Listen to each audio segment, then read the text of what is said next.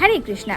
শ্রীমদ্ ভগবদ গীতা নিয়ে চতুর্থ এবং সর্বশেষ ভুল ধারণা হলো যে শ্রীমদ্ ভগবদ গীতা শুধুমাত্র সেই সমস্ত মানুষদের জন্য যারা কিনা গৃহস্থ নয়, যারা গারস্থ জীবন যাপন করে না, বরং যারা সন্ন্যাসী, যারা ব্রহ্মচারী, যারা পণ্ডিত, আচার্য, যারা গারস্থ জীবনের সাথে যাদের কোনো সম্পর্কে নেই, কোনো মোহমায়ার সাথে তারা আবদ্ধ নয়, শুধুমাত্র তাদের জন্য।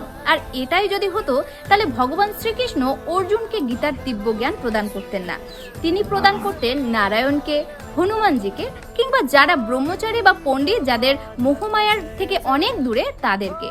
কিন্তু না, ভগবান শ্রীকৃষ্ণ সেটা করেননি, তিনি অর্জুনকে গীতার দিব্য জ্ঞান দিয়েছিলেন।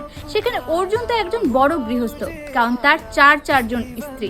সেখানে আমরাও আমাদের জীবনে গৃহস্থ জীবন যাপন করি, আমাদের জীবনে অনেক চড়াই উতরাই আছে, আমাদের ফিউচার আছে, ক্যারিয়ার আছে, আমাদের বিয়ে, সন্তান সন্ততি থেকে শুরু করে আমাদের জীবনে অনেক আপ ডাউন আসে। তো এই গীতা আমাদের জন্য তো আরো বেশি ইম্পর্টেন্ট, কারণ এই গীতার মধ্যে এরও উল্লেখ রয়েছে যে আমরা কর্মজীবনে থেকেও কিভাবে কর্মবন্ধন থেকে মুক্তি পেতে পারি এবং আমাদের জীবনে যত বাধা বিপত্তি আসবে, চড়াই উতরাই আসবে, সেগুলো হতাশা কাটিয়ে কিভাবে আমরা সফল হতে পারবো, এগিয়ে যেতে পারবো, তারই পথ শ্রীমদ্ ভগবদ গীতায় আছে।